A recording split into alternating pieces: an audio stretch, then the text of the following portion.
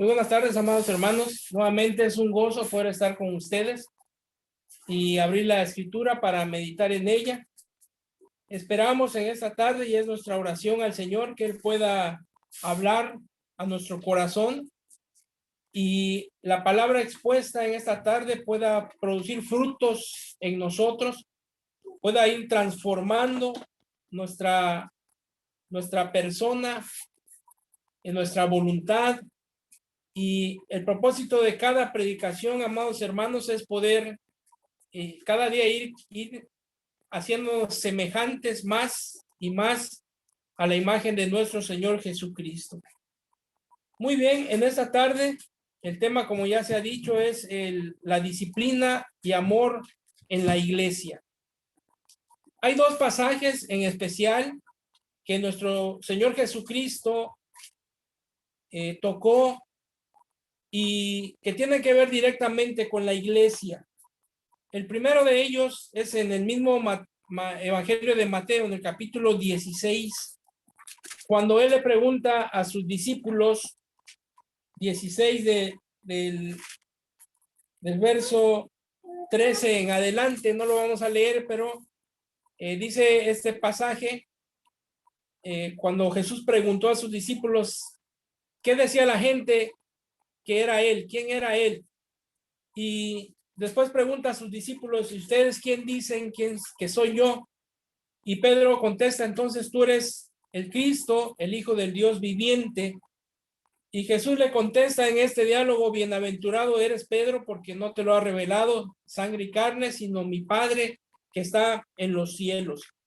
En este diálogo Jesús habla acerca de la iglesia universal, pues dice él en este diálogo que él edificaría a su iglesia y ni aun las puertas del Hades, del infierno, prevalecerían contra ella. Esa expresión, hermanos, hace sin duda alusión a la iglesia de Cristo, a la iglesia de todos los tiempos, a la iglesia de todo lugar. Y la promesa que Jesús da ahí es que él sería quien edificaría día tras día a su iglesia. El otro pasaje que Jesús menciona es el que acabamos de leer de Mateo capítulo 18, en el cual, dejando Jesús en primer término de hablar de la iglesia universal, pasa a hablar de la iglesia local. Ese es el tema que vemos en estos versículos del 15 al 20 del capítulo 18 que hemos leído en estos momentos. En estos versículos el Señor trata acerca de la vida de la iglesia local. Y en particular el Señor aborda el tema de la disciplina y el amor que debe predominar, que debe ser visto en la vida de la iglesia local. Amados hermanos, si usted o cualquier creyente dice pertenecer a la Iglesia Universal de Jesucristo, es necesario que nos hagamos miembros de una iglesia local. No podemos decir que somos parte de la iglesia de Cristo sin pertenecer a una iglesia local, porque así lo ha establecido el Señor y esa es su voluntad, que todos los creyentes, todos aquellos que son llamados por él para pertenecer a su cuerpo, a su iglesia, pertenezcan o se hagan miembros de una iglesia local. Así que, amados hermanos, muchos piensan que la disciplina y el amor son dos cosas totalmente opuestas, así como el agua y el aceite no pueden mezclarse. Muchos piensan que hablar de este tema de la disciplina y el amor en la vida de la iglesia es algo que no concuerda o que no podemos engranar. Pero vamos a ver en esta noche que es algo que es necesario en la vida de cada iglesia local. Es más, amados hermanos, el amor en nuestras iglesias locales muchas veces será visto o se ejercerá a través de la disciplina eclesiástica. Vamos a ver en primer término, entonces, que es algo que Dios establece. Desde la perspectiva de Dios, Él espera que en la iglesia haya un ejercicio de disciplina y amor. En segundo lugar, vamos a ver, hermanos, que es responsabilidad de cada creyente el ejercer este ministerio. Y en tercer lugar, veremos en esta noche que este ejercicio de la disciplina y el amor tiene el respaldo de Dios. Muy bien, amados hermanos, vamos al primer punto de este mensaje, que como hemos dicho es algo que Dios quiere que vivamos en su iglesia. Dios es un Dios de orden, Dios es un Dios de disciplina y es un Dios amoroso. Así que, amados hermanos, una de las señales de una iglesia verdadera es precisamente la aplicación de la disciplina eclesiástica. Son tres de acuerdo a nuestros libros de gobierno. Uno es la predicación fiel del evangelio. La segunda marca de una iglesia verdadera es la aplicación correcta de los sacramentos. Y la tercera marca de una iglesia verdadera es la aplicación de la disciplina eclesiástica. Proverbios capítulo 3. Proverbios capítulo 3, versículos 11 y 12. Nos dice claramente: no menosprecies, hijo mío, el castigo de Jehová, ni te fatigues de su corrección, porque Jehová al que ama castiga, como el padre al hijo a quien quiere. Vean lo que establece el Señor aquí en su palabra en Proverbios. Al final del versículo 12 dice que el amor del padre hacia el hijo se traduce en un castigo, en una disciplina. Hermanos, así como nosotros, cuando miramos una conducta incorrecta en nuestros hijos y castigamos, ejercemos disciplina sobre ellos, en ocasión, de acuerdo a la escritura, también en base a ella, hay que usar la vara.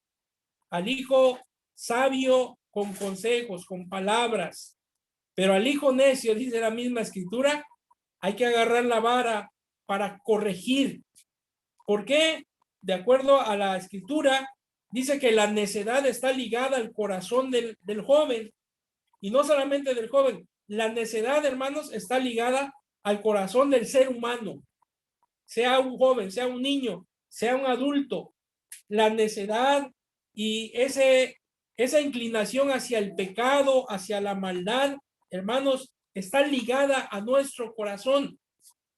Por eso es necesario la disciplina en nuestras vidas, en la vida de la iglesia eclesiástica, en la vida, hermanos, de las familias y en toda área, en todo nivel, hermanos, necesitamos estar bajo disciplina.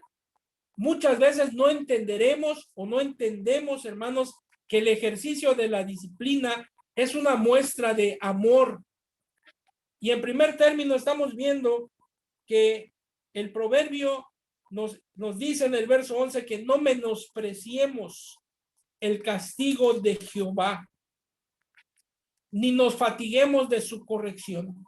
Quizá alguien aquí piense, pues yo ya tengo 50, 60 años, 70 años, ya no necesito corrección. Hermanos, pensar de esa manera es pensar equivocadamente. Todos, en algún momento de nuestra vida, hermanos, necesitamos dirección, necesitamos corrección, porque no podemos ignorar, hermanos, que tenemos una lucha constante y diaria contra nuestra vieja naturaleza. El viejo hombre aún permanece en nosotros. Y veremos en el segundo punto, hermanos, que es necesario la convivencia dentro del pueblo de Dios para ayudarnos a través del ejercicio de la disciplina y el amor para que podamos caminar en la senda que Dios ha trazado. Otro pasaje que nos habla acerca de la voluntad de Dios es Hebreos, en el capítulo 12. Hebreos capítulo 12, en los versículos del 5 en adelante, 5 y 6. Seguramente el escritor de la carta a los Hebreos tenía en cuenta también el proverbio que acabamos de leer. Hebreos 12, versos 5 y 6, dice así: y habéis ya olvidado la exhortación que como a hijos se os dirige diciendo: hijo mío, no menospreciéis la disciplina del Señor, ni desmayes cuando eres reprendido por él, porque el Señor al que ama disciplina y azota a todo al que recibe por hijo. Hermanos, no hay duda. Nuestro Dios ejerce su amor, no siempre, ¿verdad? En ocasiones, y cuando lo ameritamos, hermanos, ese amor se va a traducir a través de una disciplina, porque el Señor al que ama disciplina y azota a todo aquel que recibe por hijo. Así que este tema, hermanos, de la disciplina y el amor no debe ser algo extraño en la vida de la iglesia. Con tristeza debo señalar, amados hermanos, que muchas iglesias evangélicas han dejado de practicar y de ejercer la disciplina eclesiástica. Muchos han llegado a pensar en no ejercerla, porque si se ejerce, entonces los miembros se van a ir. Entonces no les va a parecer a los miembros que haya disciplina en la iglesia.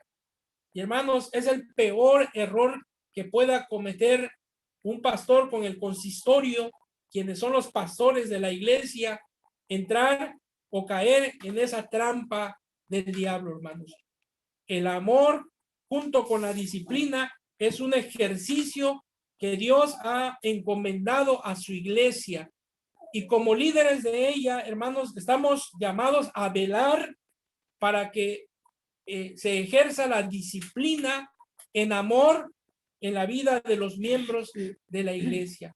Es verdad que al momento de la disciplina a nadie le gusta, ¿verdad? No nos gusta cuando nos toca, cuando nos dan, cuando nos jalan las orejas y nos dicen: hermano, hermana, usted está mal, está cometiendo un error, y mucho menos si se aplica una disciplina eclesiástica. A veces no les gusta a las personas y mejor se van de la iglesia. Pero, amados hermanos, el propósito que Dios persigue al ejercer la disciplina en su iglesia no es destruir, es restaurar, es sanar a su iglesia, es hacerle ver al hermano, a la hermana que se ha desviado del camino, que se ha torcido, y que a través del ejercicio de la disciplina en amor que ejerzan los líderes, hermanos, se está velando por el bien de esa persona o por el bien de esa familia. Así que, hermanos, cerramos este primer punto y hemos visto entonces en los pasajes de Proverbios y Eclesiastés, hay muchos más pasajes, pero hoy simplemente nombraremos estos dos, en los cuales vemos que Dios quiere, amados hermanos, que en la vida de la iglesia, en el desarrollo normal y cotidiano de la iglesia, exista el ejercicio de la disciplina y el amor. No olvide usted que esto se complementa, ambas, la disciplina y el amor, para el bien de la iglesia, por tanto que Dios así lo ha establecido para su cuerpo. En segundo lugar, hermanos, tendremos que preguntarnos entonces, ¿quién ejerce este ejercicio, este servicio de la disciplina y el amor en los miembros de la iglesia? Y quizá muchos en este momento dirán: bueno, es tarea del pastor, es tarea de los ancianos. Y sí tienen razón en cierto modo, somos los primeros en velar porque este ejercicio se realice en la vida de la iglesia. Pero de acuerdo al pasaje que leímos y regresamos a él de Mateo capítulo 18, del 15 al 20, si ponemos atención, el versículo 15 inicia diciendo, por tanto, si tu hermano peca contra ti, ve y repréndele estando tú y él solos. Si te oyere, has ganado a tu hermano. Entramos aquí, entonces ya vimos lo que Dios estableció para su iglesia y ahora entramos a ver en la vida práctica de la iglesia quién debe ejercer, hermanos, este ministerio de reconciliación, este ministerio de disciplina y amor en la vida de la iglesia. Bueno, si es el pastor y son los ancianos, pero también es responsabilidad, amados hermanos, de cada miembro de la iglesia ejercer este ministerio. Hermanos, hay un dicho común, yo no sé si usted lo ha escuchado en alguna ocasión, pero dice este dicho: convivir con los santos en el cielo será una gloria. Mientras tanto, en esta tierra es otra historia. Y sí es verdad, cuando seamos llevados por el Señor a la eternidad y se ha quitado de nosotros nuestro mal carácter, nuestro orgullo, nuestra altivez, la soberbia, pues será una gloria convivir con los santos ahí en el cielo. Pero mientras tanto, aquí en esta tierra, en lo que estamos siendo perfeccionados, en lo que Dios está formando en nosotros la imagen de su Hijo, es otra historia. Y la realidad es que en la iglesia hay roces, hay malos entendidos, hay chismes, hay problemas, hay divisiones, amados hermanos, pero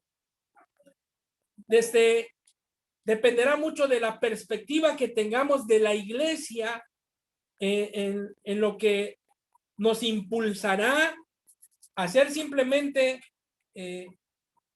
testigos pasivos o tomaremos un papel activo en lo que es el ejercicio de la disciplina y el amor en la iglesia.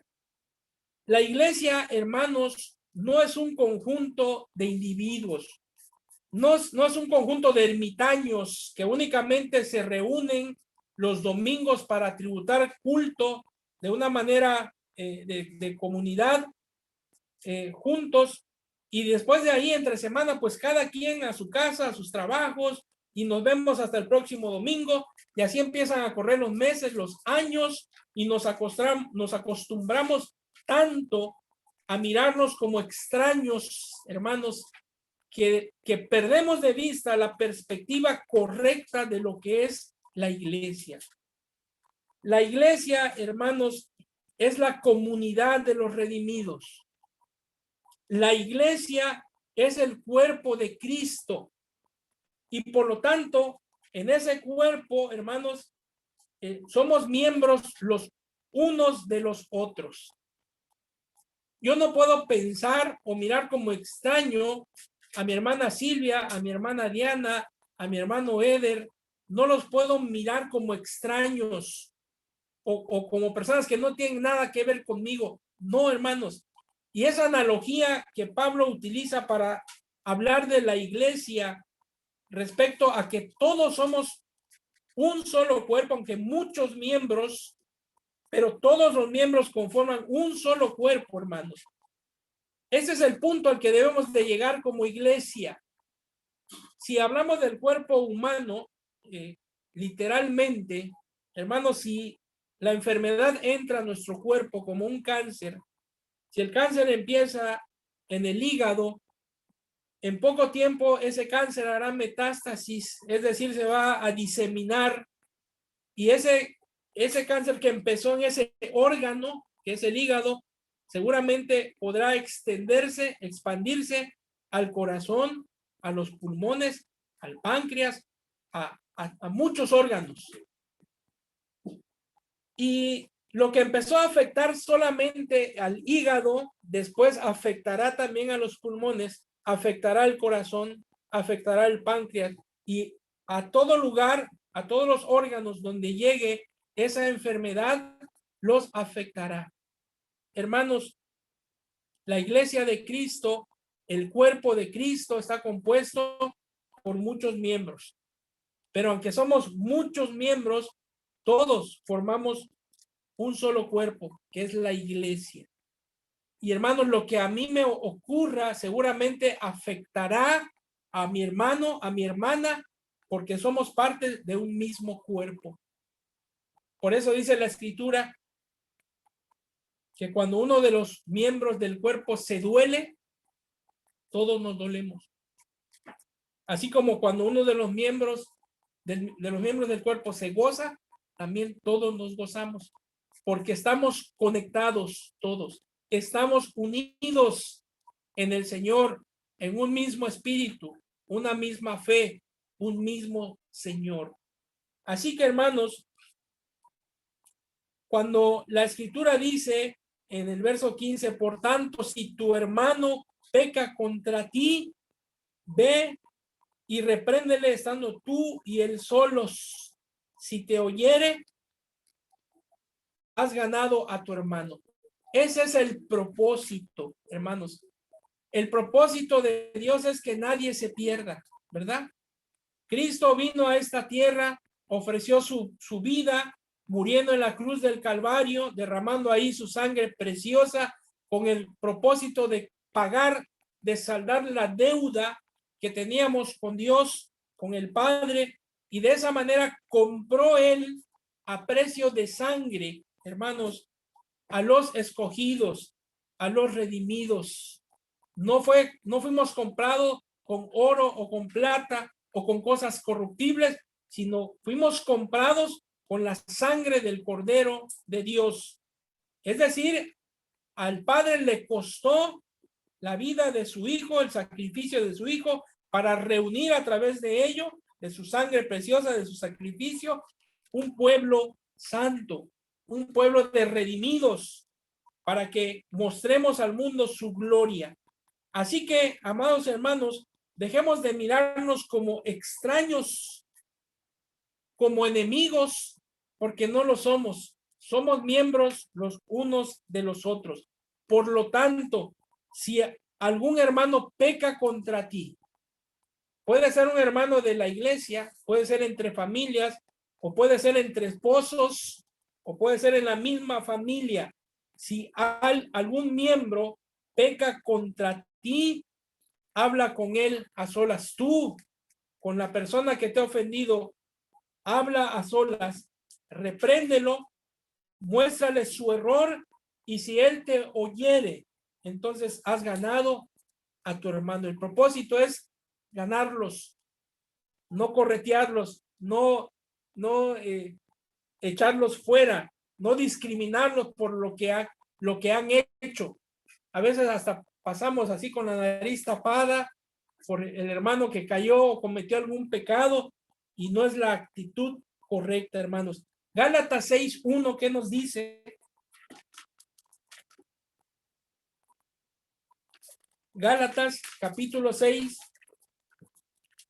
versículo 1, dice: hermanos, si alguno fuere sorprendido en alguna falta, vosotros que sois espirituales, restauradle con espíritu de mansedumbre, considerándote a ti mismo, no sea que tú también seas tentado. Sobrellevad los unos las cargas de los otros y cumplid así la ley de Cristo. Hermanos, si hay alguno entre vosotros, como dice Santiago, que se cree o se siente espiritual, demuestre esa espiritualidad ayudando al hermano que fue sorprendido o que cayó en alguna falta o en algún pecado. Restauradle con un espíritu de mansedumbre. No lleguemos como jueces a señalar, a hacerlos sentir mal. No, con toda mansedumbre, con toda humildad, acercarnos a nuestro hermano que nos ha ofendido y ayudarlo con esa carga que él lleva. Es una de las cosas que tenemos que entender. Aquel hermano que ha caído en pecado, que ha cometido una ofensa, Es como que si tuviera sobre él una lápida que va cargando, que le pesa. Por eso en el versículo 2 de Gálatas que estamos viendo, dice, sobrellevad los unos las cargas de los otros, porque de esa manera se cumple así la ley de Cristo. ¿Cuál es la ley de Cristo? Bueno, en San Juan, no recuerdo ahorita el capítulo exactamente, pero Jesús instituye un nuevo mandamiento. Dice, un nuevo mandamiento os doy, que os améis los unos a los otros. Esa es la ley de Cristo, que nos amemos los unos a los otros. Y en el ejercicio, hermanos, de la disciplina y el amor en la iglesia, cuando hacemos esto entre nosotros mismos, entre los miembros de la iglesia, hermanos, estamos ayudando a nuestros hermanos con sus cargas, con sus luchas, con sus pecados. Hagámoslo, hermanos, con toda humildad y mansedumbre, no sea que también nosotros en alguna ocasión caigamos, porque no somos jueces ni somos perfectos. Quizá en algún momento podríamos caer y, hermanos, la iglesia no está para pisotear y para terminar de destruir al hermano que cayó en pecado o en alguna falta, sino estamos para restaurarnos, para meter el hombro los unos a los otros y juntos, hermanos, podamos llegar a la meta, al final del camino que Dios nos ha trazado, que es sin duda un camino angosto, difícil, pero con la ayuda de la disciplina y el amor entre nosotros, entonces será más fácil sobrellevar esto. Muy bien, amados hermanos, entonces respondemos la respuesta, la pregunta que hicimos en el segundo punto: ¿quién debe de ejercer este ministerio de disciplina y amor en la iglesia? Sí, en primer lugar, los pastores, los ancianos, pero es responsabilidad de cada uno de los miembros de la iglesia. ¿Usted recuerda la respuesta que dio Caín a Dios cuando Dios le preguntó, ¿y dónde está tu hermano? ¿Cuál fue la respuesta de Caín, hermanos? ¿Soy acaso yo guarda de mi hermano? Él contesta con un cinismo, diciendo, yo no tengo nada que ver con mi hermano. Cuidado, no tomemos esa actitud de decir, bueno, pues es la vida de tal hermano de la iglesia, yo no tengo nada que ver. No, hermanos, somos guardas los unos de los otros. Así que tenemos que mirarnos, dijimos, como un solo cuerpo, como es la iglesia. Somos miembros los unos de los otros y debemos preocuparnos y cuidarnos mutuamente, hermanos. Es un servicio que se ha dejado de hacer en la iglesia. Pocas iglesias entre su membresía ejercen este ministerio de la disciplina y el amor hacia los caídos, hacia los que están atravesando o enfrentando algún problema, alguna debilidad. Concluyo este pensamiento, esta es una enseñanza, hermanos, viendo los dos polos. Bueno, el que está en pecado, hermanos, muchas veces por la misma naturaleza del pecado querrá ocultarse de la iglesia, apartarse de los hermanos y encubrir su pecado. El proverbio dice que el hombre que oculta su pecado, que encubre su pecado, no prosperará, pero el que lo confiesa y se aparta alcanzará misericordia. Así que si hemos caído, hermanos, si hemos fallado, pidamos perdón a la persona, a aquellos que hemos ofendido y restituyamos la falta en la que hemos caído, hermanos. Por el otro lado, los hermanos demás que conforman la iglesia, ejerzamos en humildad y con mansedumbre, con amor, esa disciplina hacia nuestros hermanos, llamándolo, como vimos aquí, en primer término, tú a solas con tu ofensor. Si no te hiciere caso, entonces el proceso que se sigue es, llama a 1 o 2 testigos para que en boca de 3, 2 o 3, conste toda palabra. Pero no es para juzgarlo, no es para destruirlo, es para que el hermano recapacite y vuelva a la iglesia para que no se pierda. Si él no quiere escuchar, entonces dilo a la iglesia.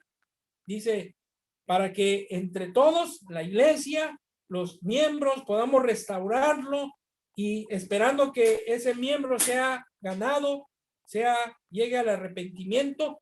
Pero si no escucha a la iglesia, entonces tenlo por gentil y publicano.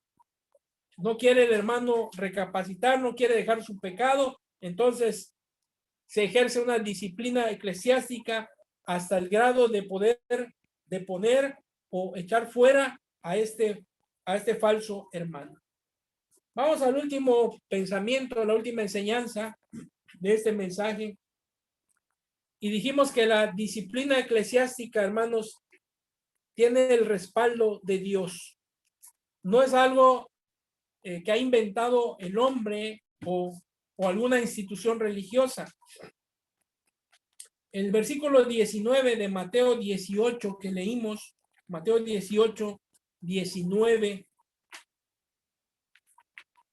dice, otra vez os digo que si dos de vosotros se pusieren de acuerdo en la tierra acerca de cualquiera cosa que pidieren, les será hecho por mi Padre que está en los cielos. Verso 18, de cierto os digo que todo lo que atéis en la tierra será atado en el cielo, y todo lo que desatéis en la tierra será desatado en el cielo. Esta figura que maneja este versículo, hermanos, habla acerca de la autoridad que Dios ha delegado a la iglesia. Si fuéramos a Mateo 16, ahí atrásito, ahí luego, Mateo 16, en el versículo 19, se repite el mismo principio, y a ti te daré las llaves del reino de los cielos, y todo lo que atares en la tierra será atado en los cielos, y todo lo que desatares en la tierra será desatado en los cielos. Este poder, esta autoridad que Dios le delegó en primer término a Pedro, quien fue el líder de la iglesia primitiva, es delegado luego o inmediatamente en este pasaje también a todos los creyentes. El verso que leímos, el 18, dice que si dos o tres se ponen de acuerdo en algo, así lo dice, verso 19, si dos de vosotros se pusieran de acuerdo en la tierra sobre cualquier cosa que pidieran, les será hecho por mi Padre. Hermanos, está hablando aquí de la autoridad en la iglesia, la disciplina en la iglesia. Lo que se hace, la disciplina que se ejerce en la iglesia, la disciplina eclesiástica ejercida en amor sobre los miembros de la iglesia, tiene un respaldo divino. Por cuanto Dios, como vimos en el primer punto, es un Dios de orden, de disciplina, y eso espera en la vida de su iglesia. Así, amados hermanos, cuando la iglesia ejerce esa disciplina en la vida de sus miembros, hermanos, tiene el respaldo de Dios. Muchos que son disciplinados en amor en la iglesia no lo miran así. Piensan que es una cuestión de hombres. El pastor o el consistorio se están enseñoreando de nosotros o están ejerciendo esa disciplina que me parece injusta. No, hermanos, la disciplina eclesiástica tiene el respaldo y es solemne porque es Dios quien la respalda. Imagínense usted la figura que está manejando aquí. Todo lo que se ate en esta tierra será atado también en los cielos, y lo que se desate en esta tierra será desatado también allí en los cielos. Así que, hermanos, tengamos en mucha estima la disciplina y el amor en la iglesia. Concluyo este mensaje exhortando a cada uno de nosotros como miembros de la iglesia, hermanos. Es algo que se ha dejado de practicar, y seguramente muchos de nosotros como miembros de la iglesia conocemos las luchas de nuestros hermanos, conocemos a lo mejor se ha caído en algún pecado, si están luchando con algo en sus vidas personales, familiares, la pregunta es, ¿qué estamos haciendo como miembros del cuerpo de Cristo? Ya hemos analizado esta noche, hermanos, que no solo responsabilidad del pastor y los ancianos, es responsabilidad de cada miembro de la iglesia. Citamos la expresión cínica de Caín, ¿acaso yo soy guarda de mi hermano? Si eres guarda de tu hermano, eres guarda de tu hermano.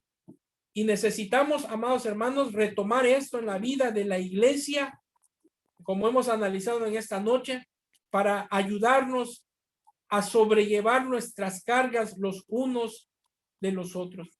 No tengamos nadie de nosotros, hermanos, un falso concepto de nosotros mismos. No nos sintamos tan espirituales, tan perfectos, tan maduros, hermanos, porque la verdad es que todos necesitamos con humildad reconocer la necesidad que como miembros de la iglesia necesitamos los unos de los otros, y que en algún momento podemos caer en algún pecado, en alguna falta, pero hermanos, para eso está la membresía de la iglesia, no solamente los líderes, cada miembro tiene la responsabilidad delante de Dios de velar por el bien espiritual de su hermano, de mi hermana, y si sé que está enfrentando algún problema, no solamente callemos y nos mantengamos al margen viendo a ver cómo van a salir, qué va a pasar con su familia, con su matrimonio, con su persona. No, tenemos la responsabilidad de cumplir la ley de Cristo, mostrarles el amor, preocuparnos por ellos, llevarle consejo, llevar con ellos la compañía. Y hermanos, haciendo esto, cumpliremos la ley de Cristo, que nos amemos los unos a los otros. Si en algún momento, amados hermanos, somos acreedores de una disciplina eclesiástica, no lo veamos con malos ojos. La disciplina y el amor en la vida de la iglesia es algo necesario. Y en su momento, al momento, la disciplina no es una cuestión de gozo para nadie, pero después, dice, de ejercer la disciplina, traerá frutos apacibles, frutos del Espíritu en nuestras vidas. Que Dios bendiga su palabra en esta noche y podamos retomar en la vida de la iglesia Puerta de Fe este ministerio y este servicio entre los miembros de la iglesia. No lo olvide, el amor y la disciplina en la vida de la iglesia es algo necesario. Yo les pido su apoyo, hermanos. Si usted conoce a algún hermano, alguna hermana que necesita ayuda, no dudemos y con toda humildad vayamos a ofrecer esa ayuda. Que Dios bendiga su palabra.